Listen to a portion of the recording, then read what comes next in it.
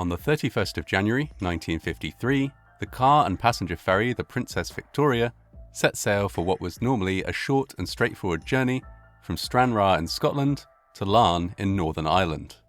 There were around 179 people on board, none of whom suspected that a combination of design flaws and severe weather conditions would lead to a devastating accident that would come to be regarded by some as the Titanic of its generation. Roll-on, roll-off ferries are designed to allow passengers to board by driving their vehicles directly onto a car deck, where they will be parked for the duration of the journey.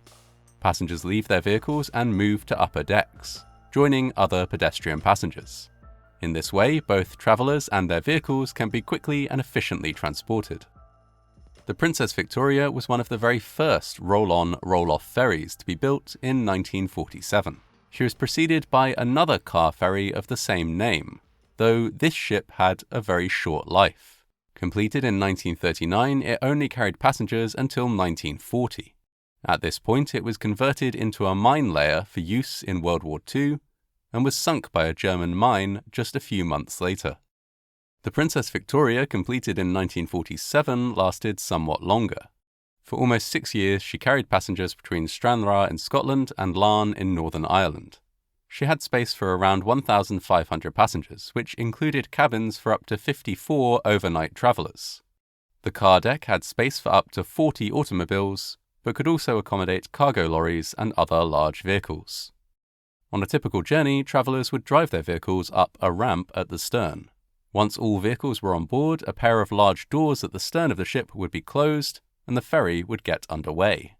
These doors, which in most conditions stood at least 2.3 meters or 7.5 feet above the water at all times, were not watertight.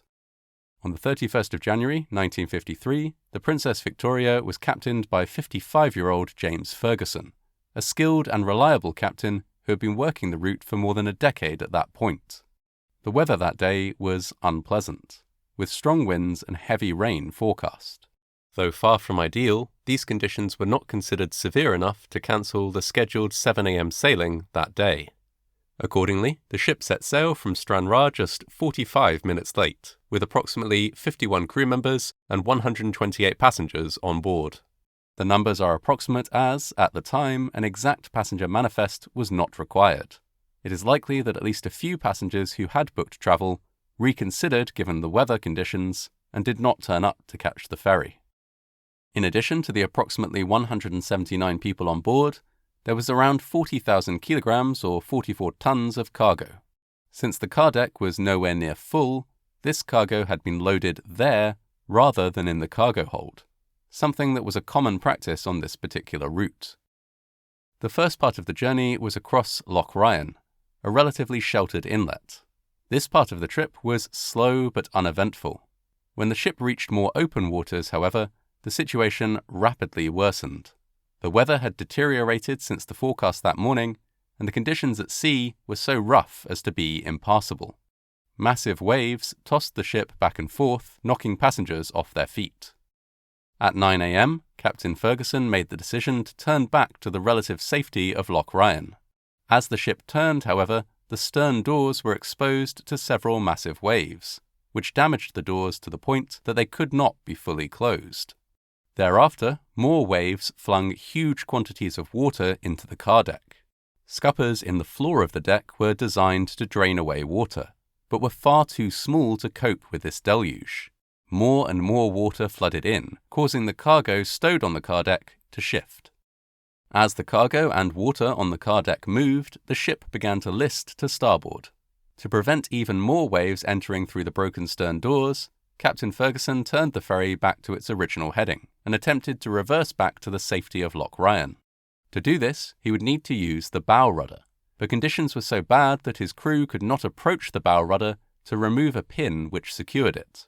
With this option off the table, Captain Ferguson attempted simply to maintain his position, whilst a Morse code message was sent asking for a tugboat to be sent out to assist.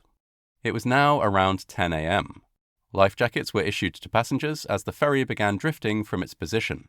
When sleet and snow began to hammer the vessel, the request for assistance was soon upgraded to an urgent SOS. Unfortunately, The position given in this SOS message was incorrect. Lifeboats and other nearby ships converged on the location given, but could not find the Princess Victoria. While they searched in vain at the wrong location, the distressed ferry began to founder. By 1:58 p.m, the Princess Victoria was rolling so severely that her decks were almost vertical. The order to abandon ship was given. As was the custom, women and children were prioritized, and were loaded into lifeboats as a matter of urgency. However, as these lifeboats were being lowered into the water, they were caught by waves and smashed against the side of the ship, throwing their occupants into the water. Because of this, no women or children survived this disaster. 3 other lifeboats were launched before the angle of the ship made it impossible to deploy any others. Captain Ferguson also sighted the coast of Ireland and was able to provide, via Morse code message, an updated, more accurate position for the ferry, finally allowing rescue vessels to converge on the scene. Help arrived just as the Princess Victoria finally capsized and sank. The first vessels on scene were commercial ships and could not retrieve passengers from the lifeboats as the waves were still too violent to risk getting close. Instead, they provided some shelter from the waves until dedicated lifeboat crews arrived to retrieve the survivors. Just 44 people survived the sinking of the Princess Victoria. Captain Ferguson and his officers all went down with the ship. The loss of life was devastating to the communities of both Larne in Ireland and Stranraer in Scotland, where almost every family knew at least one person who had died. Over the course of the next few months, an investigation was carried out. The sinking had been a shocking accident, given that the crossing was relatively short and the waters usually calm and safe. As around 100 bodies were recovered from the waters around the wreck site, a 30,000-page report into the cause of the sinking was compiled. Investigators found that Captain Ferguson had behaved reasonably and, indeed, bravely. He had worked hard to the last moment to keep passengers calm and evacuate anyone he could. Radio officer David Broadfoot was also recognized for remaining at his post, sending out distress calls as the ship went down, even though in doing so, he sacrificed his own chance to escape. He was posthumously awarded the George Cross for his bravery. While the crew had done all they could, the design of the ship itself was criticized. The stern doors were simply not strong enough to withstand large waves, and the scuppers were not large enough to drain away any meaningful amount of water. Whatever else had contributed to the disaster being as deadly as it was, these deficiencies in the design of the ship were instrumental to the disaster. The investigation acknowledged that the Princess Victoria was a new type of ferry, and that sometimes faults with such experimental vessels cannot be foreseen. However, it also pointed to an incident in 1951, when a wave had partly flooded the car deck as the Princess Victoria was attempting to dock. No persons were injured and no damage was done, but it was noted on that occasion that the scuppers were far too small to drain the water away. This was a missed opportunity, it was said, for the owners of the boat to realize that a dangerous condition existed and make alterations to prevent a tragedy. Memorials to those lost in the sinking of the Princess Victoria have been installed in Larne, Stranraer, and several other nearby communities. The loss of over 100 lives in a single night had a profound effect on many of these places, and indeed it was, at the time, the deadliest maritime disaster in UK waters since the end of World War II.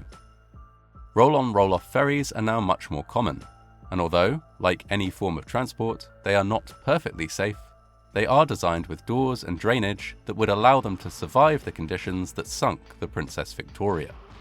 As the official report into the disaster concluded, if the Princess Victoria had been as staunch as those who manned her, then all would have been well, and the disaster averted.